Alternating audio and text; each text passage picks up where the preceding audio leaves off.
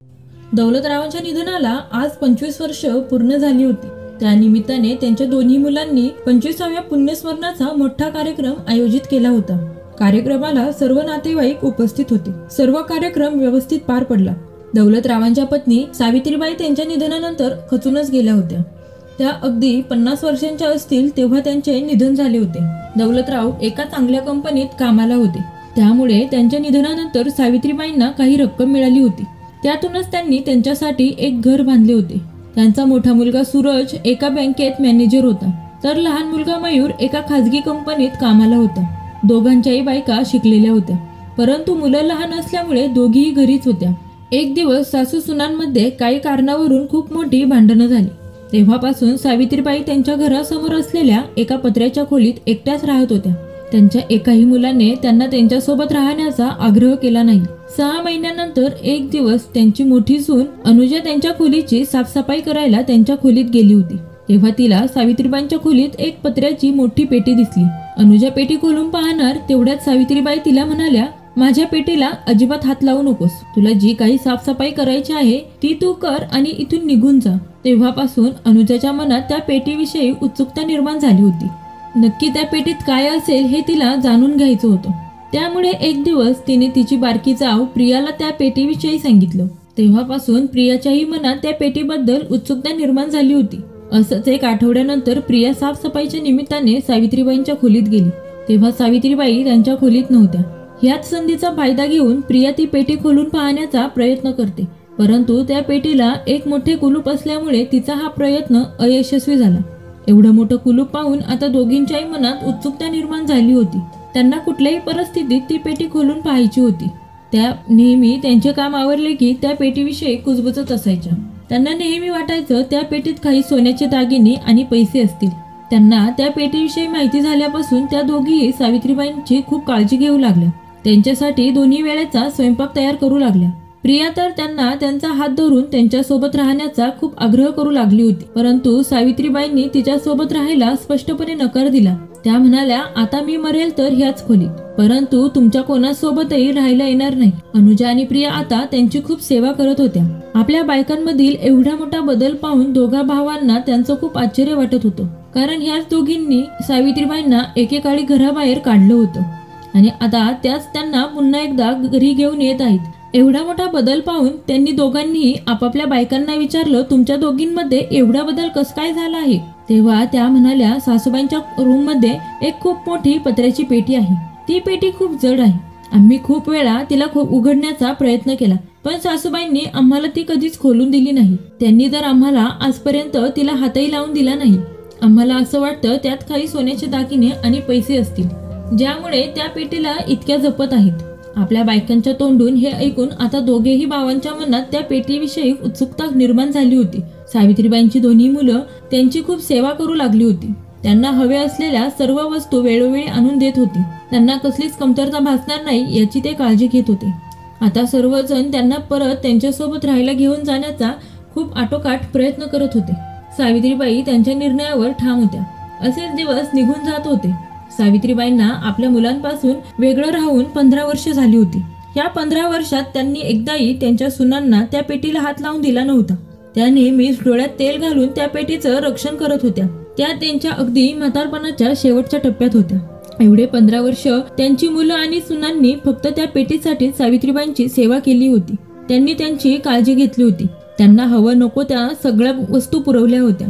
अनेकदा त्यांनी त्यांच्यासोबत राहावा असाही आग्रह केला होता, परंतु त्या नेहमीच म्हणायच्या, मला तुमच्या एकाच्याही घरात शांतता मिळत नाही, त्यामुळे मी माझी एकटीच राहते। सावित्रीबाईंच्या मुलांनी त्यांची कितीही सेवा केली तरी त्यांच्या मनात सावित्रीबाईंविषयी अजिबात प्रेम किंवा जिव्हाळा नव्हता, हे त्यांना चांगलंच माहीत होतं। म्हणून त्यांनी सर्वांपासून वेगळं राहणं हेच योग्य ठरवलं। ज्या दिवशी ही पेटी आपल्या मुलांच्या हातात जाईल त्या दिवसापासून आपल्याला काहीच किंमत राहणार नाही, हे त्या चांगल्या प्रकारे जाणून होत्या। त्यांनी त्या पेटीचे जीवापाड रक्षण केले होते। त्या मोठ्या पत्र्याच्या पेटीत नक्की काय आहे याचा प्रत्येकाने आपापल्या मनात आपापल्या परीने अंदाज लावला होता। ती पेटी खोलून पाहण्याची इच्छा प्रत्येकाने 15 वर्ष आपल्या मनात तशीच दाबून ठेवली होती। एक दिवस चौघेही आपली आई घरी नसताना ती पेटी खोलायची एक कल्पना सुचवतात। त्यासाठी त्यांनी योग्य वेळही निवडलेली असते। सर्व बाजूने त्यांनी तयारी केली होती। प्रत्येकाच्या हालचालींवरूनच ही गोष्ट सावित्रीबाईंच्या लक्षात आली होती. त्यामुळे त्याही त्यांच्या नाटकात सहभागी झाल्या आणि त्या ठरलेल्या दिवशी घराबाहेर जात आहे असा आपल्या मुलांना आणि सुनांना भास करून त्या घराबाहेर निघून गेल्या. त्या दिवशी सकाळपासूनच सूरज सावित्रीबाईंच्या हालचालींवर लक्ष ठेवून होता. त्या घराबाहेर जातात चौघेही त्यांच्या खोलीत शिरले आणि ती पेटी उघडण्याचा प्रयत्न करू लागले. तेवढ्यात त्यांची आई तेथे आली आणि म्हणाली, योग्य वेळ आल्यावर त्या पेटीत काय आहे हे तुम्हाला समजणारच आहे. मग तुम्ही सर्वजण त्यात काय आहे हे जाणून घेण्याचा एवढा आटापिटा का करत आहात? तेव्हापासून प्रत्येकाच्या मनात त्या पेटीविषयी अजूनच कुतूहल निर्माण झाले होते. प्रत्येक जण त्यांची चांगली सून आणि चांगला मुलगा होण्याचा प्रयत्न करत होते. चौघांपैकी एक जण कोणीतरी रात्री त्यांच्या सोबत झोपत असे. अशा प्रकारे सावित्रीबाईंनी अजून 3-4 वर्ष त्यांच्या मुलांसोबत घालवली.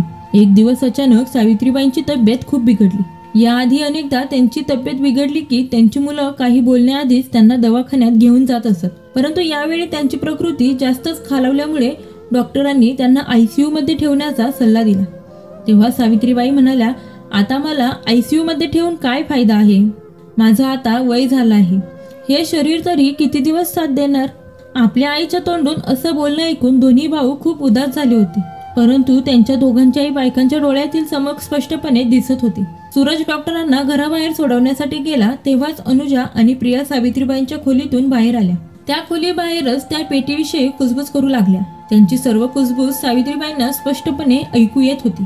अनुजा प्रियाला म्हणाली, सासूबाईंच्या निधनानंतर त्या पेटीत जे काही असेल ते आपण सर्वजण समसमान वाटून घेऊ. अनुजाच्या या विचारावर प्रियानेही तिची सहमती दर्शवली.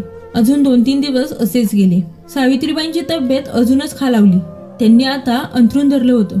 हळूहळू त्यांचं अन्नपाणी कमी होऊ लागलं होतं. आपली मुलं आणि सुनांच्या मनात त्या पेटीबद्दल किती उत्सुकता आहे हे त्यांना माहीत होतं.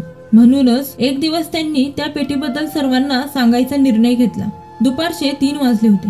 अचानक सावित्रीबाईंच्या खोलीतून खूप मोठमोठ्याने ओरडण्याचा आवाज येऊ लागला. सर्वजण घाबरून त्यांच्या खोलीकडे धावत पळत गेले.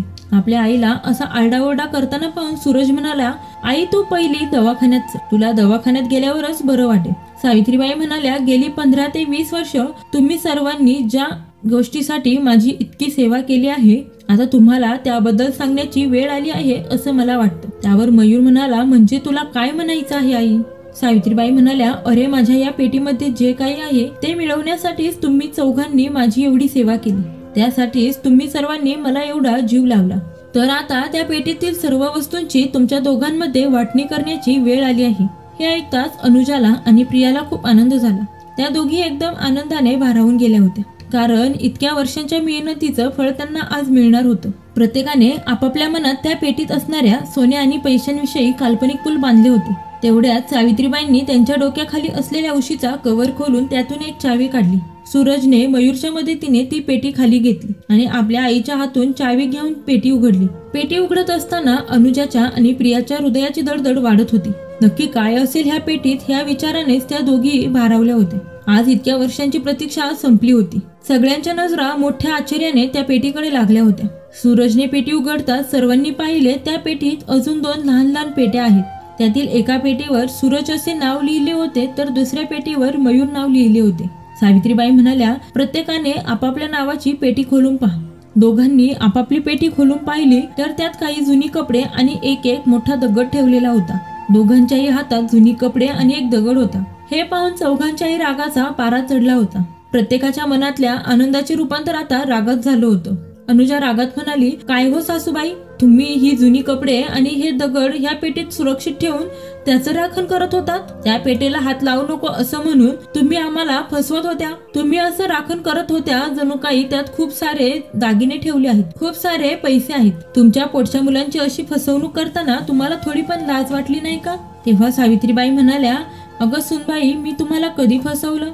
मी काही न बोलता तुम्ही माझी पेटी पाहून तुमच्या मनात ज्या कल्पना निर्माण केल्या यात माझी काय चूक आहे? आणि हो, माझ्याकडे बरेच दागिने होते, पण किती विकले गेले, कधी आणि कोणासाठी विकले गेले मी याची कधी नोंदच ठेवली नाही. घरातील प्रत्येक व्यक्ती माझ्याच रक्ताची आहे, त्यामुळे मला नोंद ठेवायची कधी गरजही वाटली नाही. मुलांनो, तुमचे वडील त्यांच्या आयुष्याच्या शेवटच्या टप्प्यात होते. दोघांनीही लग्नानंतर आमच्याकडे पाठ फिरवली. त्यांनी त्यांचे शेवटचे दिवस कोणत्या गरिबीत घालवले आहेत तुम्हाला कोणाला माहित तरी आहे का? आजारपणाने त्यांनी अंथरूण धरलं होतं, परंतु तुम्ही एकानेही त्यांची कधी विचारपूस केली नाही, कधी त्यांना दवाखान्यात घेऊन गेले नाही। त्यावेळी ते तुम्हाला काही बोलले नाहीत, कारण तेव्हाही ते माझाच विचार करत होते। त्यांना चांगलंच माहित होतं त्यांच्या मृत्यूनंतर तुम्ही दोघे माझ्यासोबतही असेच वागणार आहात। तुम्ही दोघांनी त्यांच्या मृत्यूनंतर माझी देखभाल करावी म्हणूनच त्यांनी माझ्यासाठी या पेटीची कल्पना सुचवली आणि त्यांची ही कल्पना देखील किती उपयुक्त ठरली हे तुम्हीच पहा।